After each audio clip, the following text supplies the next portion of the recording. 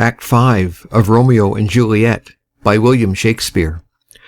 If I may trust the flattering eye of sleep, my dreams presage some joyful news at hand. My bosom's lord sits lightly in his throne, and all this day an unaccustomed spirit lifts me above the ground with cheerful thoughts. I dreamt my lady came and found me dead. Strange dream that gives a dead man leave to think, and breathed such life with kisses in my lips that I revived and was an emperor. Ah me! How sweet is love itself possessed, when but love's shadows are so rich in joy. Enter Balthazar. News from Verona. How now, Balthazar? Dost thou not bring me letters from the friar? How doth my lady?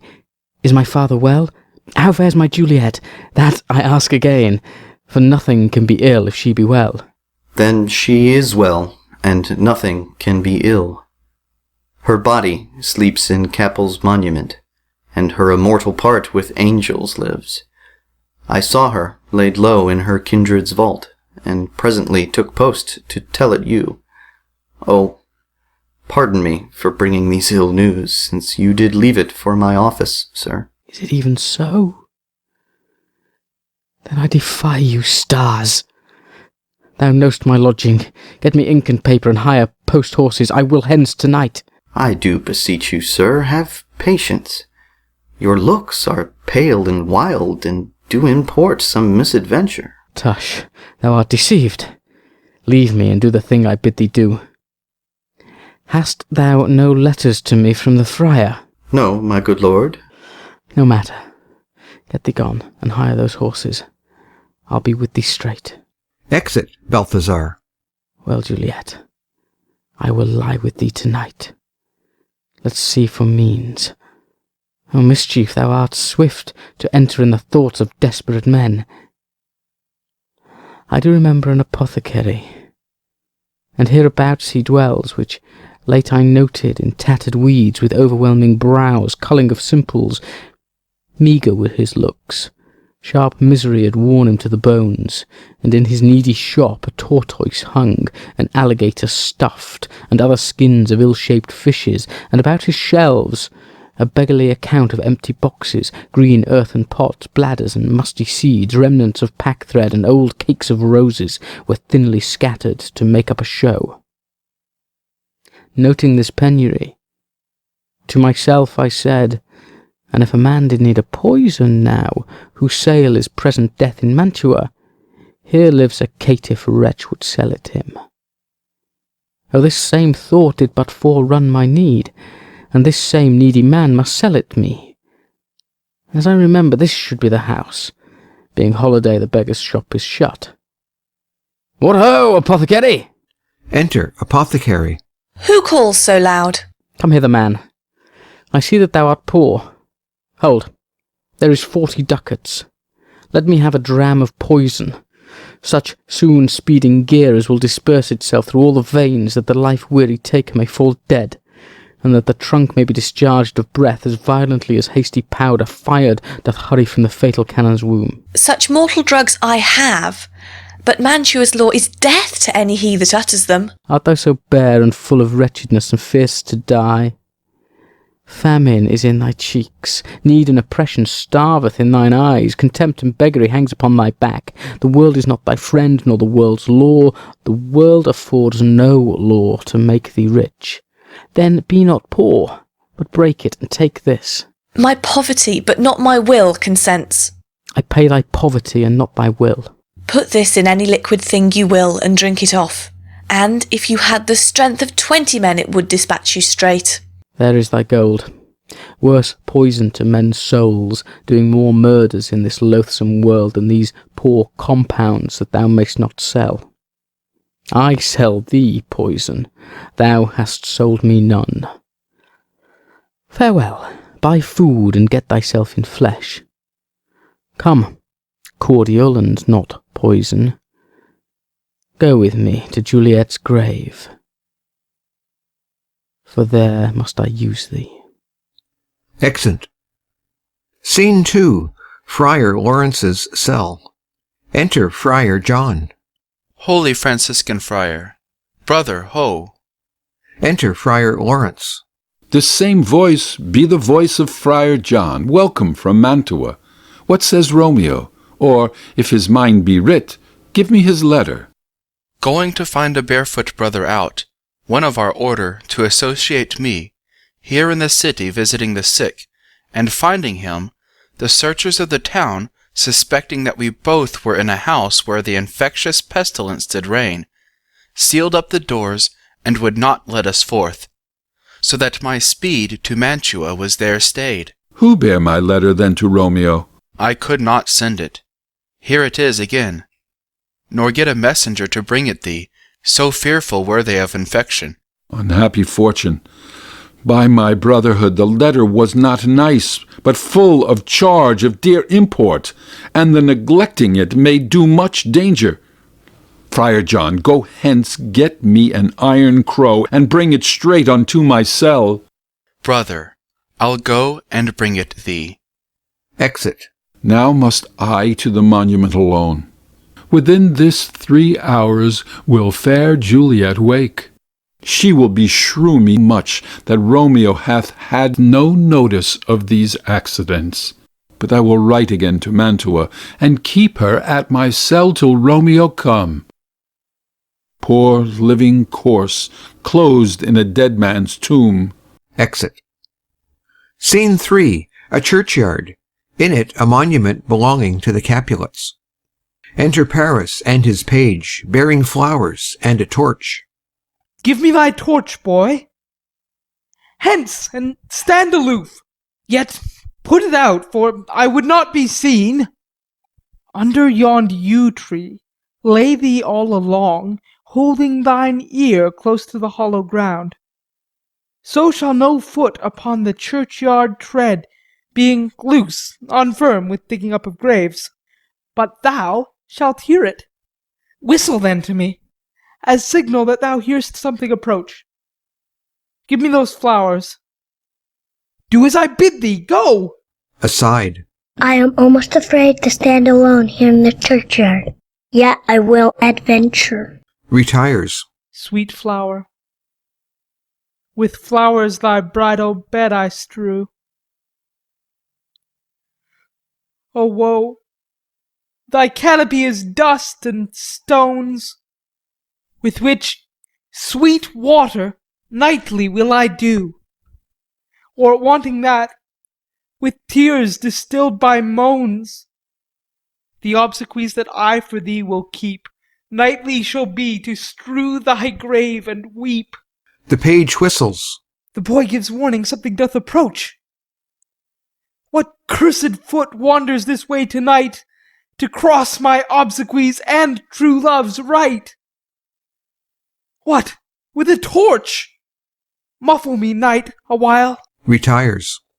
Enter Romeo and Balthazar with a torch, mattock, and crowbar. Give me that mattock and the wrenching iron. Hold, take this letter. Early in the morning see thou deliver it to my lord and father. Give me the light. Upon thy life I charge thee, whate'er thou hear'st or seest, stand all aloof and do not interrupt me in my course. Why I descend into this bed of death is partly to behold my lady's face, but chiefly to take thence from her dead finger a precious ring, a ring that I must use in dear employment. Therefore hence be gone. But if thou, jealous, dost return to pry in what I further shall intend to do, by heaven, I will tear thee joint by joint, and strew this hungry churchyard with thy limbs.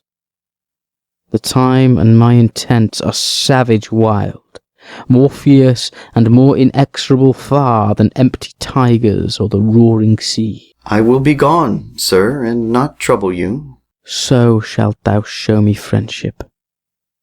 Take thou that, live and be prosperous, and farewell, good fellow. For all this the same, I'll hide me hereabout. His looks I fear, and his intents I doubt. Retires.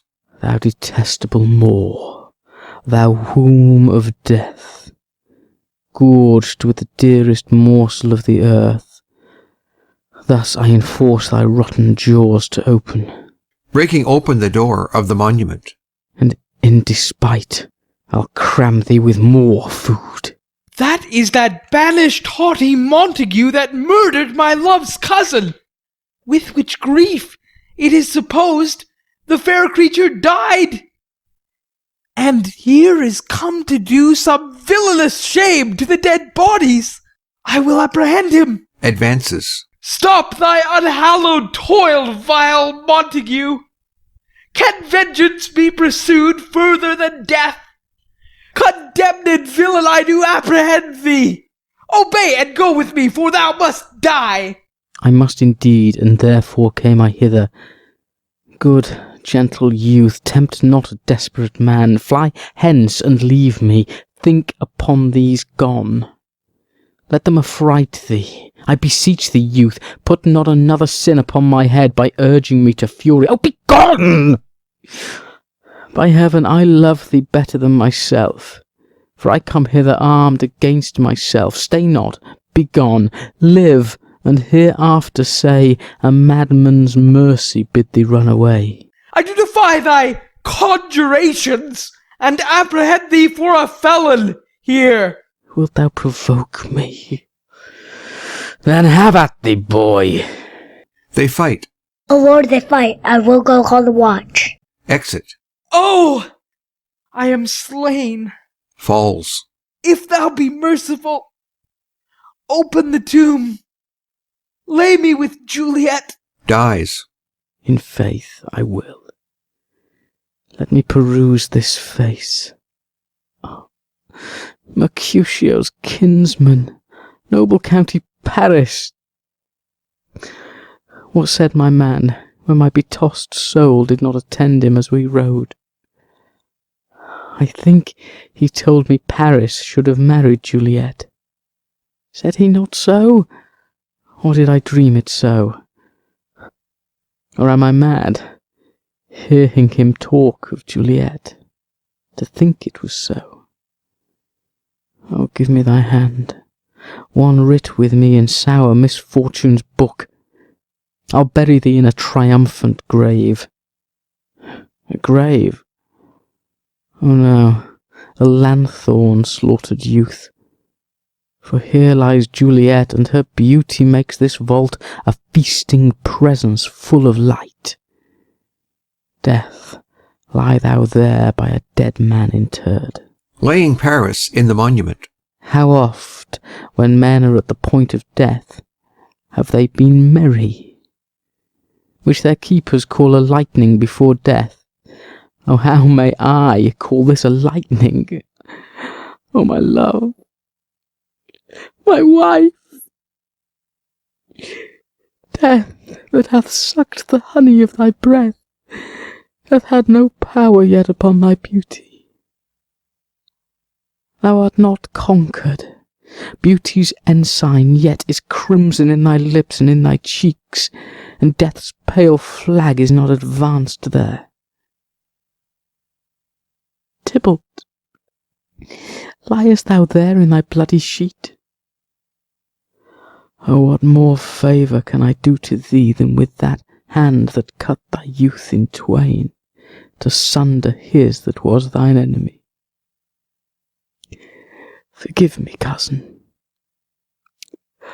Ah, dear Juliet, why art thou yet so fair? Shall I believe that unsubstantial death is amorous, and that the lean abhorred monster keeps thee here in dark to be his paramour? For fear of that, I still will stay with thee, and never from this palace of dim night depart again. Here will I remain with worms that are thy chambermaids. Oh, here will I set up my everlasting rest, and shake the yoke of inauspicious stars from this world-wearied flesh. Eyes, look your last. Arms, take your last embrace, and lips, oh, you the doors of breath, seal with a righteous kiss a dateless bargain to engrossing death. Come, bitter conduct, come, unsavoury guide, thou desperate pilot, now at once run on the dashing rocks thy sea-sick weary bark. Here's to my love. Drinks. Oh, true apothecary, thy drugs are quick. Thus, with a kiss, I die. Dies. Enter at the other end of the churchyard Friar Lawrence with a lantern, crow, and spade. St. Francis be my speed. How oft tonight have my old feet stumbled at graves? Who there?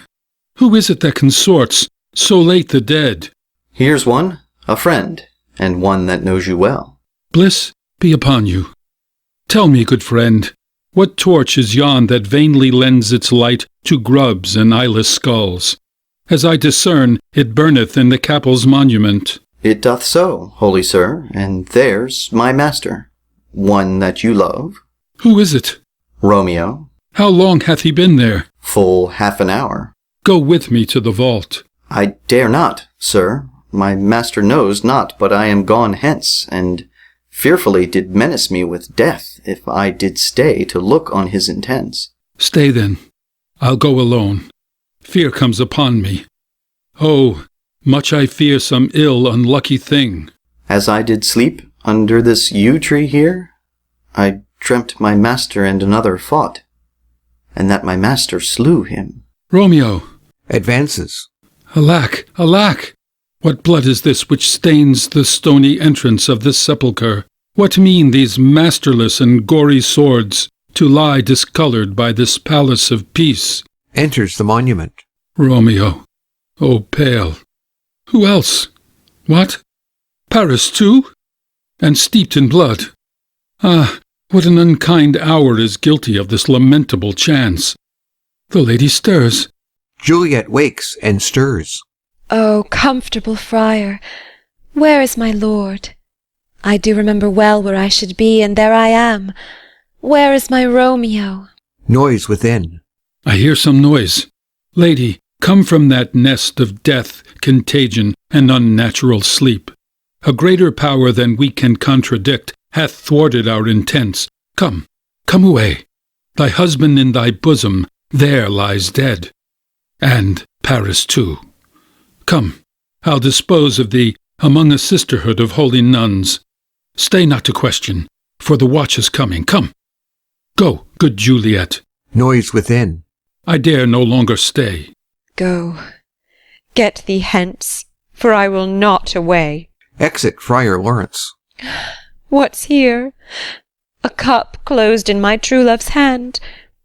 Poison, I see, hath been his timeless end. O churl, drunk all and left no friendly drop to help me after. I will kiss thy lips. Haply some poison yet doth hang on them to make me die with a restorative. Kisses him. Thy lips are warm. Within. Lead, boy. Which way? Yea, noise. Then I'll be brief. O happy dagger! Snatching Romeo's dagger. This is thy sheath. Stabs herself. There rest, and let me die. Falls on Romeo's body and dies. Enter Watch with the page of Paris. This is the place, there where the torch doth burn. The ground is bloody. Search about the churchyard. Go, some of you, where you find a tatch. Exit some of the watch. Oh, pitiful sight. Here lies the county slain, and Juliet bleeding, warm and newly dead, who here hath lain these 2 days buried. Go, tell the prince, run to the Capulets, raise up the Montagues, some others search. Exit others of the watch. We see the ground whereon these woes do lie, but the true ground of all these piteous woes we cannot without circumstance decry. Re-enter some of the watch with Balthazar. Here's Romeo's man. We found him in the churchyard. Hold him in safety till the prince come hither. Re-enter others of the watch with Friar Lawrence. Here is a friar that trembles, sighs, and weeps.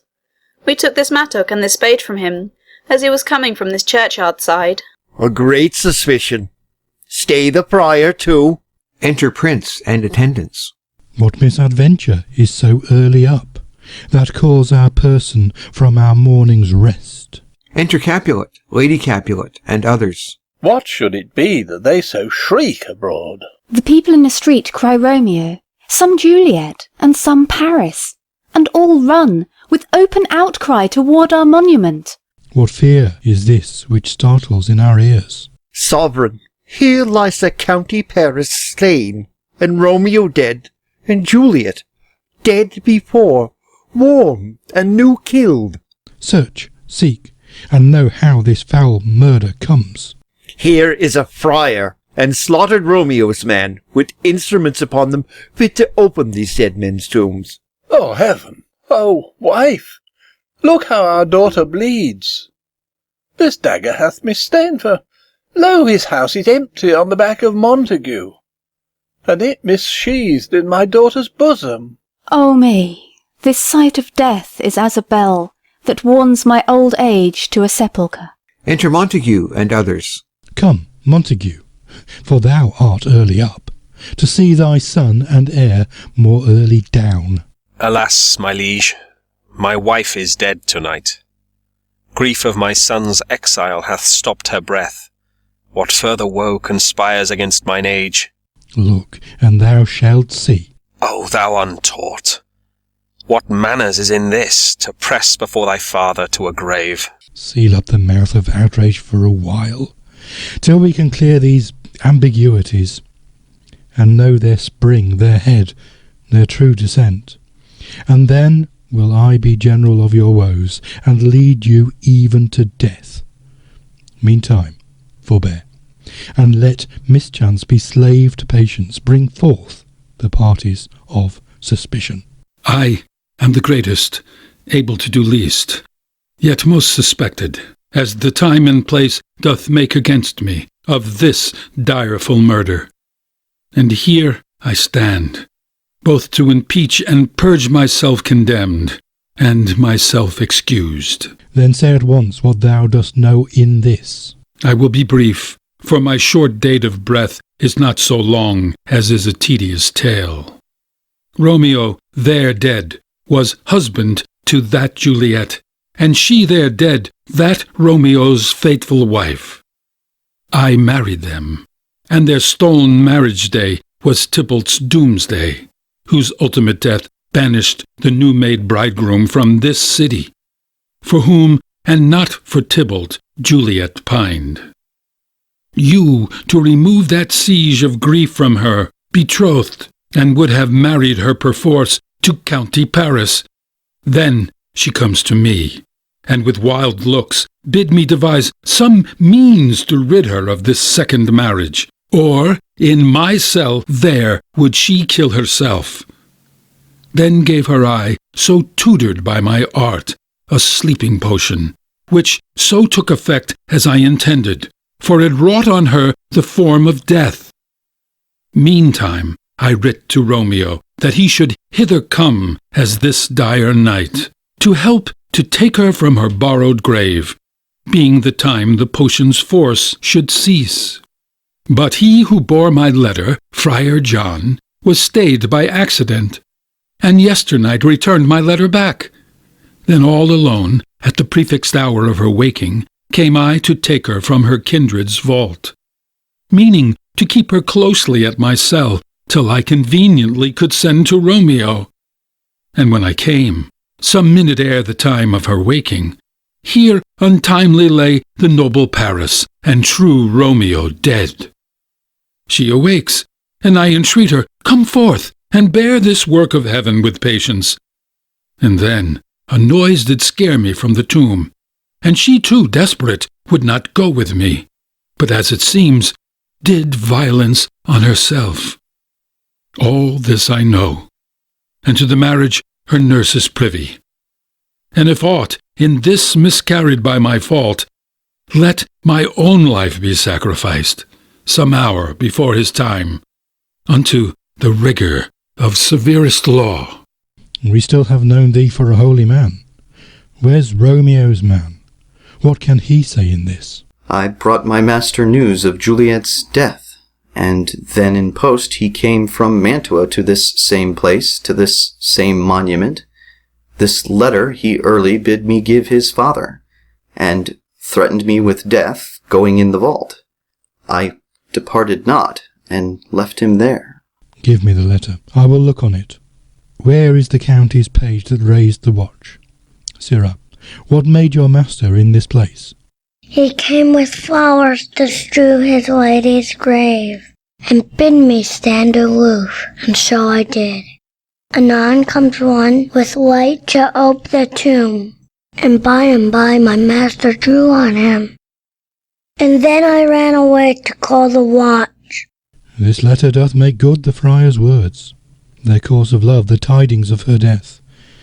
And here he writes, that he did buy a poison of a poor apothecary, and therewithal come to this vault to die and lie with Juliet.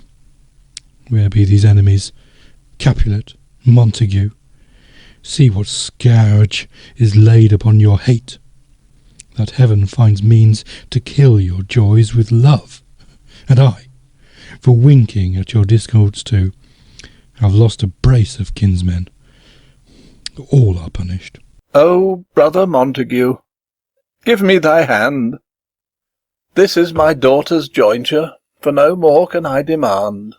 But I can give thee more, for I will raise her statue in pure gold, that while Verona by that name is known, there shall no figure at such rate be set as that of true and faithful Juliet. As rich shall Romeo's by his ladies lie, poor sacrifices of our enmity. A glooming peace this morning with it brings. The sun for sorrow will not show its head. Go hence, to have more talk of these sad things. Some shall be pardoned and some punished, for never was a story of more woe than this of Juliet and her Romeo. Excellent. End of Act 5. End of Romeo and Juliet by William Shakespeare.